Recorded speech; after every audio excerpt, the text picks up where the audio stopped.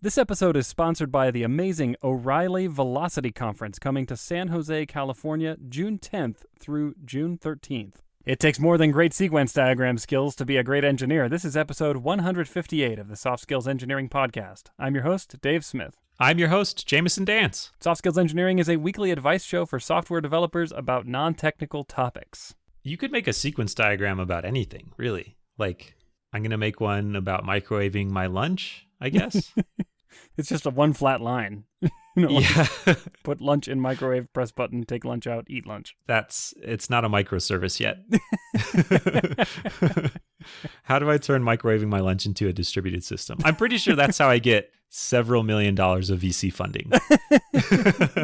Or at least a really good blog article. Yeah. What if you had to subscribe to a monthly service in order to microwave your lunch? Perfect. And then the startup music plays underneath me while I'm saying this. Like, do, do, do, do, do. You know that startup music genre? The jingle. Yeah, there's the startup music jingles. Oh, yeah. You just feel inspired to replace your microwave with an expensive, less reliable service. But it's got rounded corners. I feel like that jingle has come to mean for me, like, this company doesn't have music budget. They spent it all on coconut water. I actually Googled for that jingle one time and I couldn't find it. I was like, what's the startup jingle? I was sure I would find some page, but there are so many of them. Anyways, let's thank our wonderful patrons. Thank you so much to Matthew Voidovich, the Agile Ventures Charity, Zach Grannon, Luis Santos, Nick Cantor, Sean Clayton, Ivo Robotnik, Sunny Tai, Sonic the Hedgehog, Murray Rousseau, and Chris Hogan. Thank you so much to those folks and to everyone who has contributed or is contributing. Thank you for helping make the show possible. Yeah, thanks very much. All right, I'll read our first question. Here goes. This comes from an anonymous listener who says, I was unhappy at my job despite having a great manager, so I started interviewing around. Then my manager helped improve things considerably, but I ended up getting a job offer that was for a much higher amount than I'm currently paid. My company gave me a counter offer that I accepted, but now I feel like I somehow betrayed my manager and don't know how to stop feeling guilty. How do I come back from a touchy salary negotiation incident like this and make things feel like they're normal again? It's easy. You give us the difference. And then you feel like you're back to what you were paid before. Guilt disposal as a service. Yeah, isn't that? Yeah, we will sell you salary indulgences. I love it. Have you ever accepted a counteroffer? Never. I have never been counteroffered because I always have quit before I know where I'm going. So there's no counteroffer because there's nothing to counter. Yeah, there's no counteroffer because the counteroffer is like from my couch beckoning, saying, hey, what if you were unemployed for a while? So, Jamison, a note from HR here says you're quitting to do nothing? We will pay you 1 cent. Infinitely more financially valuable than what you're about to start doing. Oh yeah, and I make 1 cent and then more by staying. Yeah, I don't think I've ever lined up a new job while I had an existing job and then had the option to get counter offered, which maybe that's a mistake. Probably, actually, I'm going to go on the record and say that is a mistake. Don't do that. So I haven't been in this situation directly. Yeah, and then I think with your most recent job, you were actually self-employed and you didn't make yourself a counteroffer. I didn't. Yeah, that's true. I guess I could have been in that situation and I chose to let myself go. You know, it sounds like a really great opportunity for you, Jamison, and I'm excited, and I think that's the best step for you. I wish you good luck on your future endeavors. Wish I could have been there for that conversation. Good luck on your future endeavors is like the polite business flip you the middle finger. Yes. Please join me in wishing Jamison well in his future endeavors.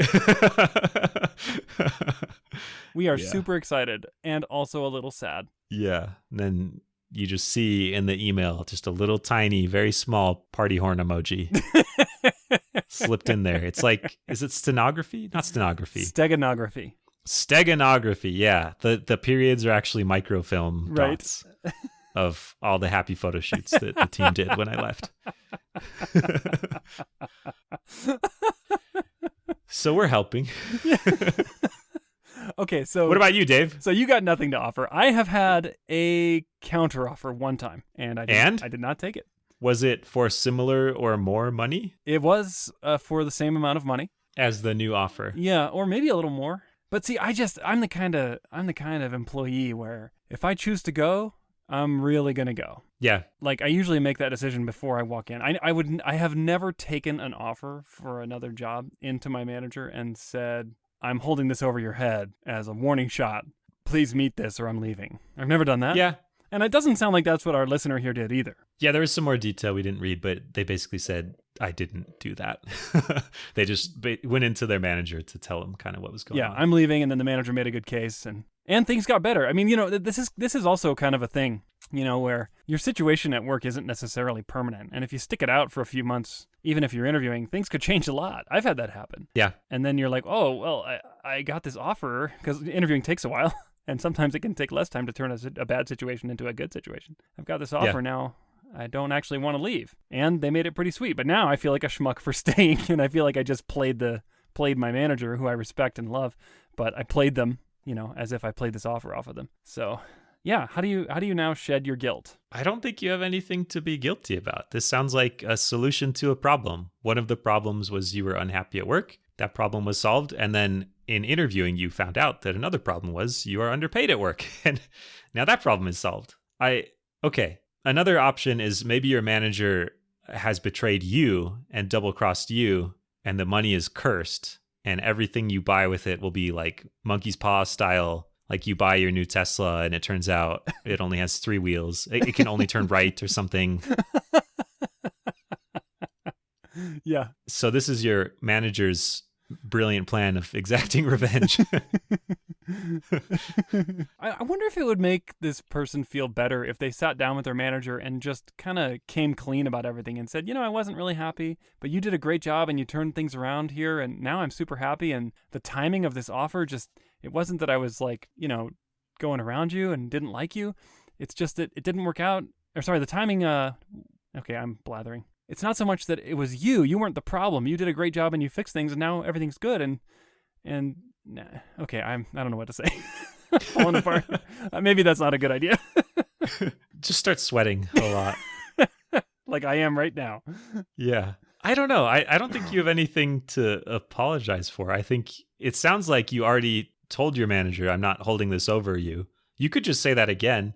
I would suspect, unless your manager has given you some indication that they are upset with the fact that you now make more money, I don't think they would pay you enough to be mad that they were paying you that much, I could maybe see that on a new hire where you don't quite have the exact gauge of their skills, and they maybe negotiate really well or have some credentials, and then they start and they're just struggling to perform. But the manager knows you've worked together for a while, and so presumably they have some idea of your value and your worth, and if they're paying you for that, I wouldn't assume that they're mad that you're making more money. Yeah. I think you're taking on guilt that has no reason to exist. Yeah. Let's just say it this way. If you went out shopping for an offer with no intention of joining another company, but with every intention of bringing those offers back and using them to negotiate for a higher salary at your current company, then yeah, I'd say maybe you should feel guilty. I don't know. Should is a strong word, but I would feel guilty in that situation. But you didn't do that, and now things worked out great for you, and quite frankly, you were probably underpaid. Is what I think is probably happening here. Yeah. Yeah, it's possible your manager could be happy now because there's not this revelation coming where you find out how much your colleagues make or how much you could make somewhere else and get real mad. Yes. Yeah. And maybe your manager has been hoping they could bring your salary up to be at a more normal range, but the company has a policy where he can only bring it up in small increments. But now, that is very true. There's always a magic side door for people who you don't want to leave, that salary can keep them. Yes, and that's exactly what happened with my counteroffer situation 7 or 8 years ago when I decided to take another opportunity. I announced to my manager that I was leaving, and he asked me to hold off on making any commitments or announcing that I was leaving for like 3 days. And he came back with a sizable salary increase to match the other offer. It was interesting because it definitely went out of the bounds that I had been told for years were the limits on annual salary increases. So there definitely are these side doors. I know you're pretty against the idea of shopping around for offers to increase your salary. I do feel like it's one of the only levers you have when you already work at a company. And there's ways it could go wrong and backfire and it could be scummy, but your labor is what you're selling, and getting a clear understanding of the value of that labor. Sometimes the company only understands the value of that labor when someone else has valued it at a different rate. So Yeah. I think even if there's a party that was like, maybe they'll match it and then I'll be happy. I think maybe there's a spectrum of motivation where the purely mercenary, like, I'm going to twist the screws. And now that I'm saying that, I don't know, they're a company, they're not your family. So I guess twist them. Great job. That's the summary. Yeah. Nice work. You did it. Stop feeling guilty. You're fine. Yep. And if you get sad, just wipe your tears away with those $100 bills you're stacking up now. And, there's always the support us on Patreon button if you feel like you make too much money. Yeah. Yeah, there is. There are probably other things you could do with the money, but we're on that list somewhere. Buy a Tesla that only drives right. Then you have to buy one that only drives left and combine them into one mega Tesla. A Voltron. Yeah, Tesla Voltron that just has really bad alignment. I've been thinking about which conferences to attend this year. What a coincidence. This episode is sponsored by the O'Reilly Velocity Conference in San Jose, California, June 10th through the 13th. Yeah, I checked it out. Velocity looks like a great event to learn new skills for building and managing cloud-native systems. They have a diverse lineup of 92 speakers from companies like Spotify, Netflix, Google, Dropbox, and Cloudflare. There will be talks about cloud application development, microservices, security, and of course, the darling of the internet right now, Kubernetes. It looks incredible this year. You should come to Velocity if you want to learn about chaos engineering, cloud-native systems, and serverless, and you get to hear firsthand from the engineers who have built some of the world's largest scale and highest performing internet applications. My team works in this domain, and it actually looks directly relevant to the kind of stuff we're facing right now. Really cool. You can even become a certified Kubernetes application developer while there. And you get to meet a bunch of interesting people, which is one of the main reasons I attend conferences. We worked out a sweet deal with the Velocity organizers for soft skills engineering listeners. You can get 20% off when you use code SKILLS during registration. I did the math, and with that code, you can get a pass for as low as $908 right now. Go to velocityconf.com/skills to register and use discount code SKILLS. Should I read our next question? Yeah, let's do it. All right. This is from a listener named Ed. Compared to a smaller company which I used to work for, this new big company I'm working at seems to require more storytelling around the work that I do. I see people getting rewarded for exaggerating the effects of their work and being excused for their missed deadlines when they complain and blame the codebase. I hate to play this kind of game and would rather divert my energy on improving as an engineer and getting more code written. Then there is a semantically invalid end rant tag. Okay. There's no open rant tag. XML so end rant. Our podcast has now segfaulted because it's written in C, I guess. Yeah.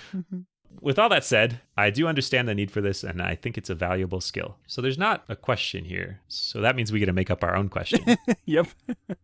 Dave, what can I do to be like you? I assume that's the next sentence.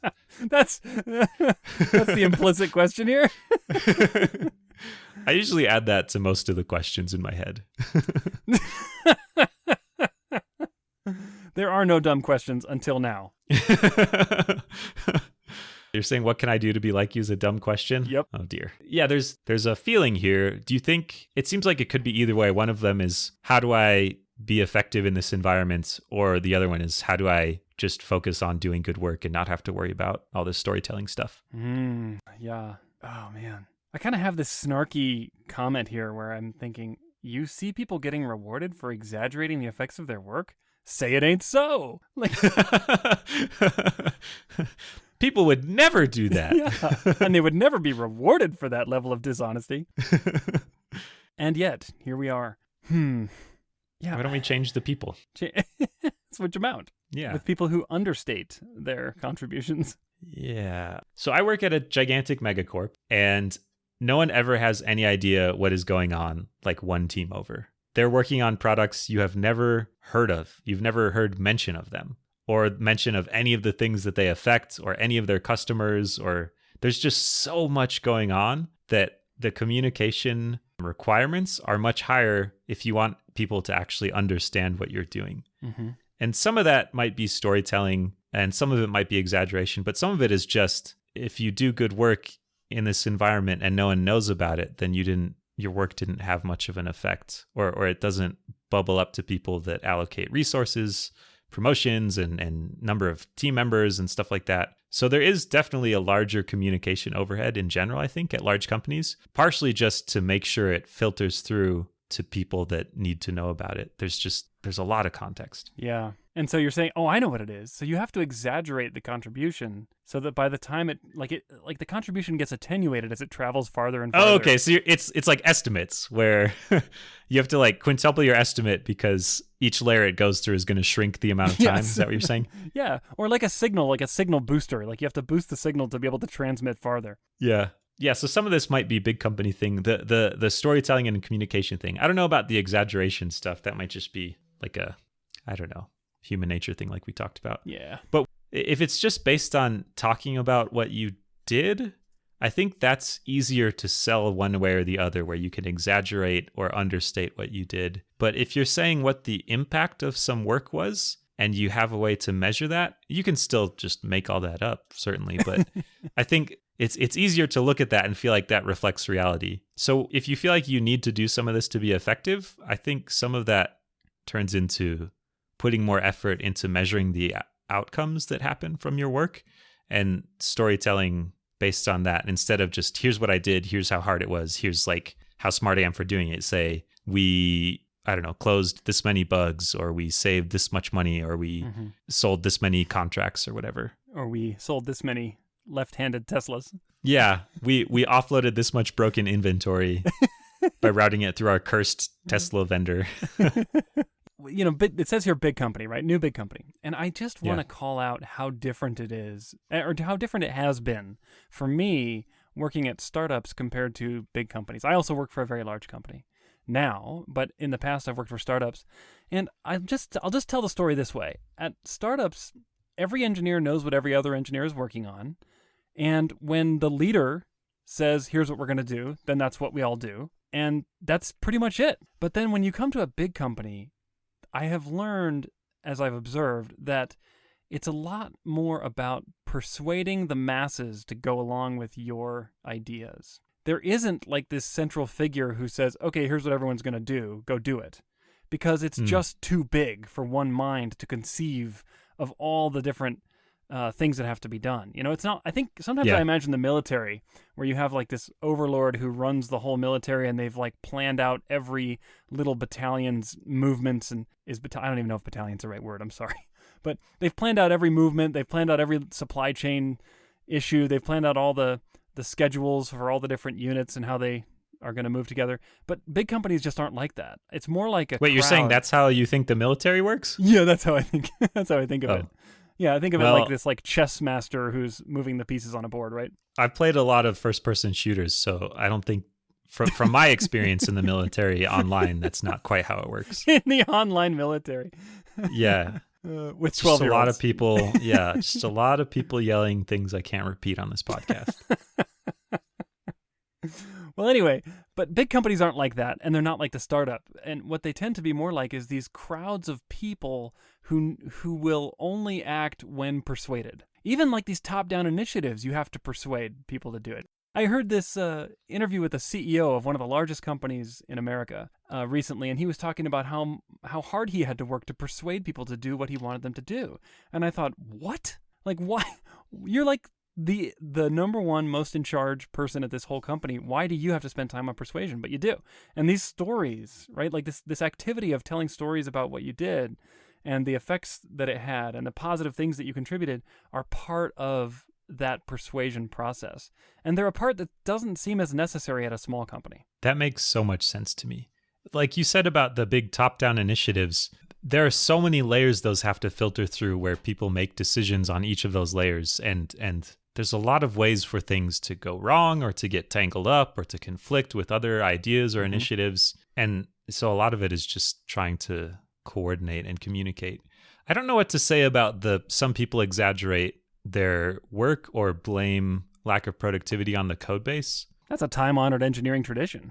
Yeah, that's true. You can't take that away from us. Yeah. What will we blame our lack of productivity on then? Yeah, open floor plans. If the code obviously. is fine. On what? Open floor plans. Oh, yeah, that's true. Closed floor plans, clean code, and Reddit is blocked. And flying cars. That's the secret, I guess. And unicorns. Yeah. Okay. Yeah, if we're wishing. Yeah, I guess.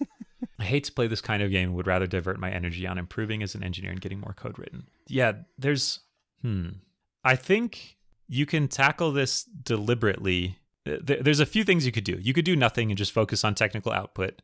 And because you listen to Soft Skills Engineering, that's proof that you're a great programmer and you'll do good technical work. But there is kind of a limit to how far that will take you and how influential that will be. You can kind of play the game as it is played here and exaggerate your successes and blame all your failures on the code base.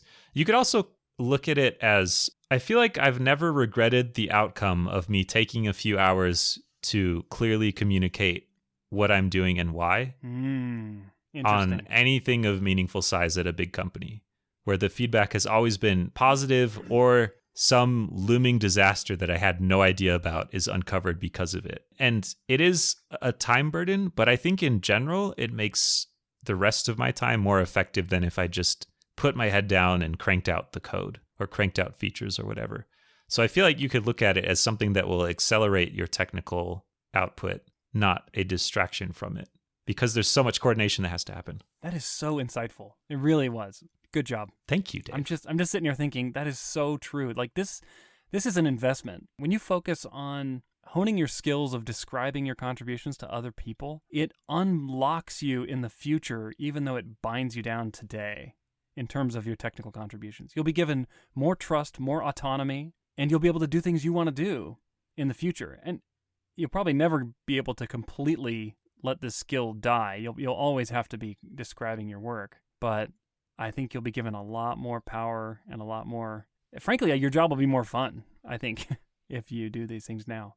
That's so good. Thanks, Dave. Man, I'm just feeling great about myself now.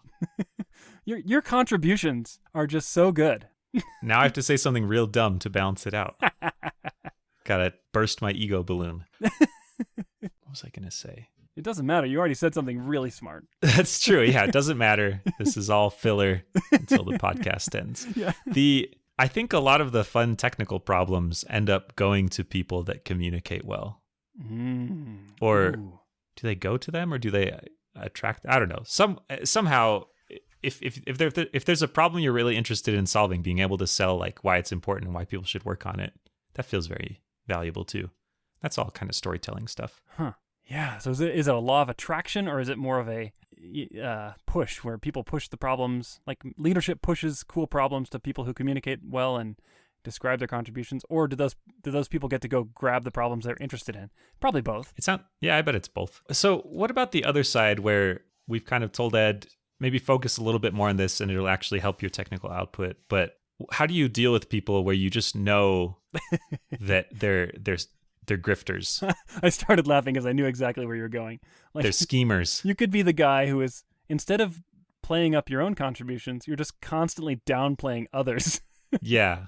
Just shooting other people down. Oh, you could be the Snopes of your company.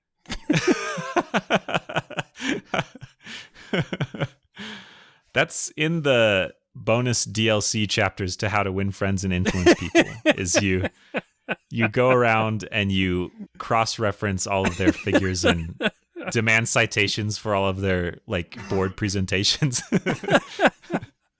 Oh my gosh. I have no idea how you deal with this beyond ignoring it. Well, yeah, because I don't know how you fight it. Yeah, like I've seen people exaggerate their contributions, and I almost never hear those assertions challenged. Yeah, same. In the times that I know enough to know that they're exaggerated, no one ever says anything, and so I assume that this happens all the time, where there's stuff I don't know anything about to know it's exaggerated. It makes me wonder if leadership knows that as well. They just build it in. And they just it's eventually reflected. But I'm going to guess no, because I've seen a lot of leadership, and it seems like sometimes they latch on to people who just aren't the best contributors, and all their peers know it, but leadership doesn't. That's a pretty common trope. So you just get the knives out. Just backstab them, right? No way. Yeah, I don't know.